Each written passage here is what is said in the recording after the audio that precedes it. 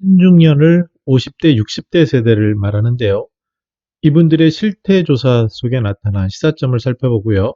안정적 노후를 위해서 신중년들이 생활 속에서 세 가지 반드시 물어야 할 핵심적인 질문들에 대해서 생각해 보았습니다. 안녕하세요. 저는 시니어 라이프 비즈니스를 연구하는 최학희입니다. 한국보건사회연구원에서는 2019년에 신중년의 안정적 노후 정착 지원을 위한 생활 실태조사라는 보고서를 발표했는데요. 신중년이라고 하면은 50에서 60대 5060 세대를 말합니다. 인생에 대한 삶모자 개념도라는 게 있는데요.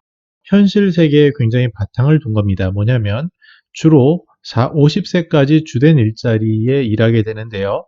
통계나 요새 최근 데이터에 의하면 49세 정도 되면은 대기업이나 이런 곳에서도 많이 퇴직을 하는 그런 경우가 늘어나고 있습니다. 그래서 주로 50세 전후가 되면 재취업 일자리를 찾게 되죠. 그래서 주로 한 두 번 정도 이런 텀이 50대 후반부터 있고요. 그러면서 주된 일자리를 유지하는 분들도 물론 공공사회나 대기업의 일부 계시고요. 그 다음에 재취업 일자리 비중이 늘어나게 됩니다. 그리고 많은 사람들은 또다시 이제 사회공헌 일자리로 빠지는 경우도 발생을 하는 시기가 인생 이모작 시기라고 하는 그 컨셉 일자리 관점에서의 시기가 되겠습니다. 근데 60세가 되면 이제 연금수급을 61세부터 좀 빨리 땡겨서 받을 수 있게 되는데요.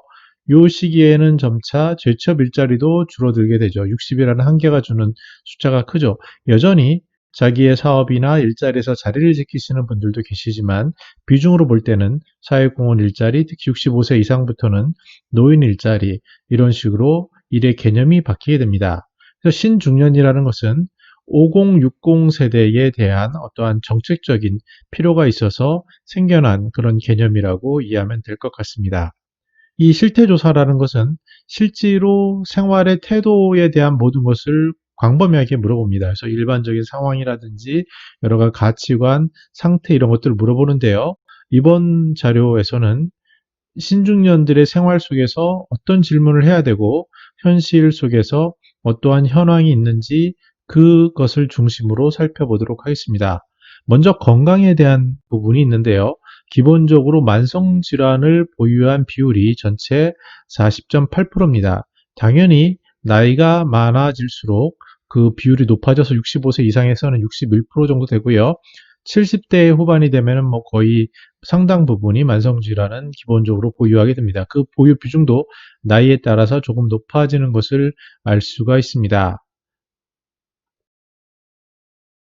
두 번째는요, 우울한 수준에 대해서도 마찬가지인데 전체의 약 38%가 우울하다라고 답을 했습니다.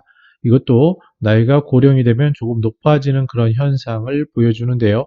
주목할 부분은 1인 가구 부분입니다. 1인 가구에 있어서 53.4%가 또 타 가구에 비해서 우울 유형이 수준이 높다라고 얘기하고 있습니다.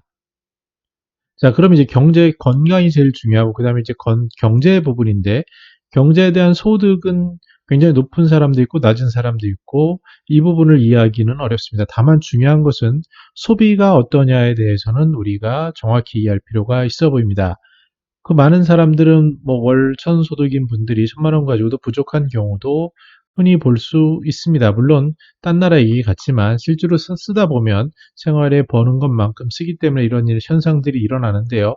우리가 전체적으로 봐야 될 것은 전체 통계상에서 어느 정도가 과연 최저 생활비고 어느 정도가 우리가 기대하는 수치라는 거로 볼 필요가 있어서 이 신중년의 소비 지출의 그 금액은 상당한 의미가 있습니다. 월 평균 소비 지출액, 주로 이제 가구 기준입니다. 그래서 좀 높은데요. 265.7만 원 정도라고 2019년 자료에 답변이 됐습니다. 연령별로 보면 50대 초반에는 당연히 자녀가 있기 때문에 310만 원으로 높고요. 점차 나이가 들면서 이제 자녀들 부담이 없어지는 60대 후반이 되면은 약 200만 원 수준으로까지 낮춰지는 것을 볼 수 있습니다. 가구 기준이고요. 당연히 최저 생활비는 이거보다 더 낮은 부분이지만 기본적으로 우리가 생각할 때 월 한 300만 원 정도는 필수적으로 쓸 수 있겠구나. 여기에 더해서 만약에 아프거나 또 긴급한 상황이 발생하거나 또는 자녀와 관련된 이러한 비용이 발생했을 때 거기에 대한 그 안전장치에 대한 고민이 있는 것이 어떠한 경제적인 부분에서의 문제고요. 이러한 것들이 신중년들의 경제 상태 만족도의 약 30%, 전체 10명 중에 한 3분 정도만 그나마 만족하는 그런 수치의 결과를 주고 있는 현실입니다. 이분들이 그러면 노후의 평생 교육을 참여하겠냐에 대해서는 50% 정도는 계속 공부할 의향이 있다라고 하고요. 나이가 많아지면서 이제 그 시대를 반영하거나 또 신체적인 것들 때문에 한계점을 얘기하면서 낮아지는 경향을 보이고 있습니다. 그러면 신중년들이 희망하는 노후 활동의 1순위는 뭐냐라는 질문에 아무래도 일을 굉장히 열심히 하신 분들이 대다수이기 때문에 젊어서 하지 못한 취미 생활을 하겠다가 절반 정도 되고요. 또 이제 일에 대한 소중함을 알고 또 그것이 경제적으로 필요하기 때문에 소득 창출을 위한 일을 하겠다 13%인데 저 같은 경우도 어느 정도 여기에 해당이 됩니다. 왜냐하면 퇴직 후에 한 7년 정도는 정말 그 다양하게 하고 싶은 취미 생활도 해보고 했기 때문에 그리고 나서 다시 일에 대한 그런 소명 그리고 평생에 어떻게 살아갈지에 대한 고민을 하다 보니 일이라는 게 굉장히 소중하다라는 느낌을 찾아가고 점차 이런 자원봉사도 여력이 되면 현금 흐름이나 시간이 되면 하고 싶다라는 생각 그리고 학습 등 자기 개발은 자기의 삶을 새 시대에 소통하기 위해서 꾸준히 지속적으로 알고 싶은 것들도 많아지고요. 이런 것들로 변화하시는 것이 있습니다. 다만 당연히 그동안 너무 열심히 일했기 때문에 너무 힘들었기 때문에 아무것도 하지 않고 편하게라고 응답하시는 분들이 있습니다. 근데 이 비중이 좀 주의해야 봐야 되는데요. 이렇게 응답을 초기화할 수 있지만 나중에는 이 시간이 어느 정도 지나면 굉장히 외로움, 힘듦으로 갈 수 있는 응답치기 때문에 실제로 현실 세계에서는 아무것도 하지 않고 편하게 이런 부분은 시니어들 얘기를 듣다 보면 노는 게 더 힘들다라는 말씀을 한 몇 년 지나면 듣게 되는 그런 현상이라고 할 수 있겠습니다. 다시 정리하면 신중년들의 삶에 있어서 가장 많은 사람은 취미생활 즐기는 것, 그동안 못했던 것을 하고 싶은 것, 그러나 동시에 자기의 일과 관련된 것, 삶에 대한 고민들이 늘어나는 게 바로 이 신중년의 삶이라고 말씀드릴 수 있겠습니다. 바로 65세에서 69세 정도 되면요. 취미생활 부분이 많이 상대적으로 줄어들게 되고 어떠한 경제적인 거라든지 또 이제 신체적인 것 때문에 몸이 아무래도 불편하면 만사가 귀찮아지시는 게 현실이기 때문에요. 이렇게 응답하는 률이 나타나는 것을 볼 필요가 있어 보입니다. 네, 그러면 노후 생활에 예상되는 어려움이 뭐냐에 대해서 그 건강 악화가 가장 많았고요. 그 50대 이후로 50견부터 해서 계속 아픈 일들이 생기면서 건강 수명도 빠른 경우에는 72세, 평균적으로 한 74세 정도에는 이제 건강 수명이 그 평균적으로 그치게 되는 그러한 건강 악화 일로 있게 됩니다. 그래서 건강 및 기능 악화에 대한 관심이 높고 그것과 동시에 경제적인 어려움도 30% 이상 이렇게 얘기를 하고 있습니다.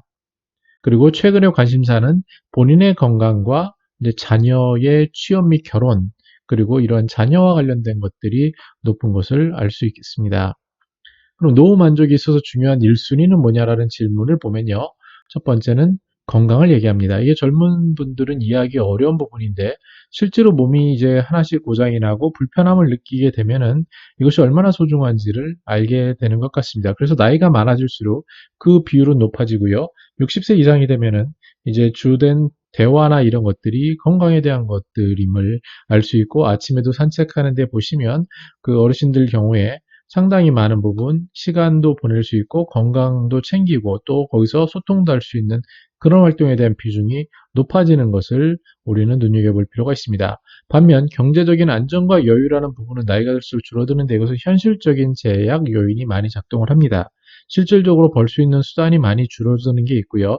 두 번째로는 이제 정부의 공적 지원이라든지 그리고 생활비를 줄이는 부분, 점차 노후 생활에 그 안정화되고 특히 이제 자녀에 대한 부담이라든지 이런 것들을 줄이는 부분에서 점차 나이가 들수록 조금은 더 덜 중요해지는 이러한 밸런스를 보여주는 시기를 알 수 있고요. 그 시점이 바로 현실적인 장애가 있는 60세 전후로 보여집니다.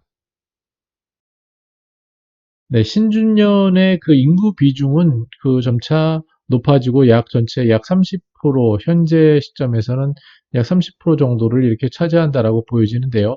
이 5060 세대의 그 정책적인 관심도가 상당히 높아질 수밖에 없습니다. 왜냐하면 현실적으로 50세에서 주된 일자리에 대한 그 단절이 발생하는 시기고 하기 때문에 또 60, 70세까지는 아무래도 노후에 대한 준비나 자녀에 대한 부담 이런 것들 또 부모님을 돌보는 것들에 대한 것들에 인해서 경제적인 욕구가 어느 정도 상존하는 시기이기 때문에 그런데요. 이걸 위해서 정부에서는 그럼 어떻게 고민을 하느냐를 볼 필요가 있습니다. 정부는 전체를 대변하기 때문에 일단은 중위소득 이하의 경제적인 어려운 분들을 위한 프로그램을 1차적으로 준비하는 것이 일반적입니다. 그리고 이제 젊은 사람들에서 일자리가 정말 없는데요. 이런 분들을 위한 유형을 만드는 것, 그리고 이제 중장년을 위해서 만들었는데 새롭게 신중년이라고 해서 보다 현실적으로 어려운 부분에 대한 것을 만들고 여기에 대한 혜택을 제공하고 있습니다. 주로 설계라든지 훈련 이런 부분인데 실제로 참여하는 분들 입장에서는 그게 뭐 다가오지 않을 수 있다고 느끼는 게 현실일 것 같습니다. 여기에 그런 이유는 크게 두 가지로 보여지는데요. 하나는 주된 일자리에서 받던 그 기대 소득과 현실 속에 50세 이후에 느끼는 현실, 그 현실에 대한 체감에 대한 내려놓음 이런 것들의 조합이 어려운 것과 또 신중년에서 여전히 비용이 많이 들어가는 그런 구조 속에서 생기는 어떠한 갈등들이 오히려 더욱더 이러한 혜택들을 혜택으로 못 느끼게 하는 그런 문제점으로 발생하고 있는 것 또한 현실입니다. 물론 정책 관점에서는 신중년 인생 3모작 기반 구축 과제라고 해서 10가지를 이렇게 나열을 하고 있습니다. 근데 제 관점에서 그나마 다가오는 것은 귀농, 귀여, 귀촌 지원 확대라든지 상생 이런 부분과 자원봉사 저변 이런 부분이 좀 다가옵니다. 왜냐하면 이러한 세 가지의 키워드는 삶의 자리를 떠나는 건데요. 현실적으로 이제 수도권에 있는 그 거주 비용하고 지방에 있는 거주 비용이 차이가 큽니다. 뭐 생활 비용도 그렇지만 더 중요한 것은 그 구매 비용인데요. 그래서 이 비용을 서울에서 예를 들어서 뭐 주택을 팔아서 그 비용을 가지고 시골로 가서 생활할 수 있으면은 삶의 패러다임이 바뀔 수 있는 부분은 어느 정도 현실적인 얘기 같습니다. 물론 지방에 갔을 때는 또 부딪히는 문제가 사람들끼리의 소통이기 때문에 여기에 얼마나 준비가 되었느냐 또 그리고 본인이 새로운 환경에서 새로운 네트워크와 기존의 것들을 얼마나 포기할 수 있느냐와 같은 굉장히 복잡한 문제들이 있는 것은 현실입니다. 또 가족들이나 특히 부인이나 이런 분들이 지방을 가는 것을 동의하느냐와 같이 크리티컬한 부분이 있지만 그럼에도 불구하고 현실적으로 고민할 수 있는 일자리가 굉장히 격화되고 50대 이후에 별로 좋은 자리가 없어지는 그런 상황에서는 어떠한 더 위험해 보이는 창업이라든지 이런 것보다는 현실적으로 새로운 영역을 개발하는 것으로 관심이 가는 것 또한 현실적인 고민이라고 말씀드릴 수 있겠습니다. 네, 그래서 다시 한번 인생 3모작의 개념을 보시면요. 주로 일자리 관점에서는 재취업 일자리에서 점차 사회공헌 일자리로 이렇게 변화되는 것을 볼 수 있고요. 그런데 우리가 너무 일자리에 대해서 보다 그 근원을 보면 두 가지인데요. 하나는 현금 흐름에 대한 고민, 현실적인 고민에 대한 게 가장 크다라고 할 수 있습니다. 이 이미지는 구글에서 괜찮은 이미지를 가져왔는데요. 이 고민의 방향이 굉장히 의미가 있습니다. 뭐냐면 이제 퇴직 후에는 근로소득 외에는 투자라는 게 필요하게 되죠. 근데 투자에는 리스크, 위험 요인이 있기 때문에 그 위험을 얼마나 줄일 수 있을 것이냐. 특히 지금처럼 부동산이나 주식에 대한 위험 요인이 부각되고 있는 이런 시기에 어떻게 하느냐는 상당히 중요한 부분이 됩니다. 그래서 철저하게 돌다리도 두드리는 그러한 심경을 가지고 여기서 떨어지면 이제 나락이기 때문에 그런 리스크에 대한 고민이 있지만 현실적으로 수입 파이프라인에서 빠질 수 없는 부분은 투자라고 할 수 있고요. 그거보다 더 중요한 것은 재미있는 일, 적성입니다. 어려운 기술을 하는 방법도 있지만 경우의 수가 작고 여기에 대해서는 또 젊은 사람들과의 경쟁이 있기 때문에 이러한 큰 세 틀에서 일에 대한 것들 그리고 이미 가진 기술과 새로운 기술 이런 것들을 확대하는 경력을 살리는 게 가장 현실적인 거죠. 그래서 비용을 좀 낮추더라도 자기가 잘하는 것을 찾아야 되는데 저 같은 경우도 퇴직 후 한 8년 정도 되다 보니까 여러 가지 일을 찾지만 결국은 이전에 해왔던 일 속에서 그 어떠한 일자리의 단서를 찾는 경우를 많이 볼 수 있었습니다. 실은 그 부분을 제가 그나마 상대적으로 잘할 수 있는 영역이기도 하고요. 그래서 이러한 것들에 대한 심층적인 고민이 필요한데요. 그래서 유튜브나 이런 걸 보시면 김미경 TV 이런 데도 그 젊은 분들의 인터뷰 내용을 보게 되면 벌써 이런 분들은 그 주된 일자리가 찾기 어려운 부분도 있지만 수입 파이프라인을 다변화하는데 그 단서가 되는 것은 자기가 잘하고 재미난 일을 통해서 꾸준히 콘텐츠화하고 그것이 확산되는 그런 모습을 볼 수 있었습니다. 시니어들도 마찬가지인데요. 앞으로 이제 50이면은 뭐 100세까지 산다고 하면 50이 남았습니다. 그래서 한 10년, 20년 다시 투자하는 간다는 생각으로 그런 선배들의 선례를 따라서 창직을 하거나 자기가 좋아하는 부분에서 단서를 찾아가거나 한다면 아까 얘기했던 월 수입 300만 원 정도를 만들 수 있는 가구 기준으로요. 그런 부분들은 어떻게 보면 시간의 투자 속에 충분히 가능할 수도 있지 않을까라고 조심스럽게 기대해 볼 수 있습니다. 물론 현실은 굉장히 어렵습니다. 그러나 성공한 사례들을 보면 시도해 볼 만하고 시간이라는 자원이 결과를 이끌 수 있지 않을까 생각을 해봅니다.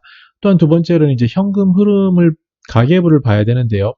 매일같이 들어가는 실제 비용, 그러니까 실제로 발생하는 기준으로 정리하는 것은 너무나도 중요합니다. 그래서 실제로 내가 얼마를 쓸 수 있고 얼마를 통제할 수 있고 여기서 예상 가능한 게 얼마인지, 그래서 내가 돈이 얼마가 있는데 어느 정도 발생을 할 것이고 여기에 대한 예측이 어느 정도인지에 대해서 날마다 기록하면서 생각하는 것 또한 굉장히 중요합니다. 근데 요새 이런 개념이 있더라고요. 베리굿 정리 컨설팅이라는 회사에서 그 뭐 예를 들어서 샘플로 나온 구글에 나온 이미지인데요. 시간 가계부라는 겁니다.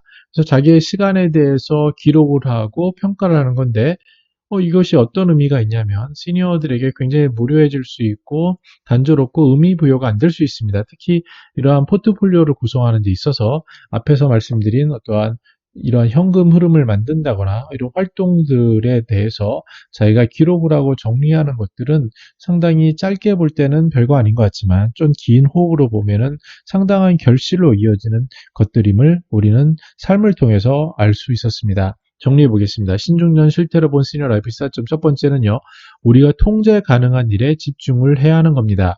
우리가 직접 할 수 있는 것, 예를 들어서 시간에 대한 통제, 그 다음에 건강에 대한 통제는 어느 정도 가능합니다. 그런데 현금 흐름은 조금 어려워 보일 수도 있습니다. 근데 많은 성공한 사람들을 보면요. 그 현금 흐름에 대한 고민이 어느 정도 안정화되고 수입 파이프라인이 만들어진다면 그때는 오히려 이것이 쉽고 시간에 대한 통제가 건강에 대한 통제가 더 어려울 수도 있지 않나라고 말하는 것을 우리는 들어볼 수 있습니다. 두 번째로는요. 그 시간과 지출에 대한 가계부를 실제로 기록해 보라는 겁니다. 기록해 보면은 명확히 자기가 현재 상황이 어떤지 그리고 통제가 가능한지를 알 수 있게 되는 거고요. 끝으로 긴 호흡으로 좀 작지만 그래도 확실한 수입 파이프라인들을 하나하나씩 만들어 보라는 조언을 선배들은 하고 있습니다. 이 부분이 굉장히 막막하고 어려운 부분일 수 있습니다. 그러나 작게 시작한 자기의 좋아하고 잘하는 부분 또 현실적으로 작은 수입이라도 그것이 쌓이고 거기서 최선을 다하고 또 만들어내고 이런 것들에 대한 고민들이 누적이 된다면 앞으로 당장은 안 되겠지만 10년 이후에는 엄청난 자산으로 만들어지지 않을까 기대합니다. 저 같은 경우도 시니어 라이프, 시니어 비즈니스 이런 것을 한 20년 정도 이렇게 연구를 해왔는데요. 그래도 남들보다는 조금 더 경쟁력이 있고 여전히 부족하지만 이것이 만약에 10년이 더 쌓이고 콘텐츠가 10년이 더 쌓인다면 그때는 30년이 되거든요. 그랬을 때는 지금보다는 더 확실한 수입 파이프라인과 내 삶에 대한 통제 가능성 그리고 기록들이 이렇게 동영상이라든지 컨텐츠로 남아있을 거라고 조심스럽게 기대해 봅니다. 네, 신중년 굉장히 어려운 시기입니다. 특히 자녀들이 있는 경우, 저 같은 경우도 자녀가 굉장히 어린데요. 이 자녀들에 대한 생활비, 또 학업비, 또 심지어 결혼, 취업까지 책임지는 그러한 돈이 많이 들어가고 또 건강이 어떻게 될지 모르고요.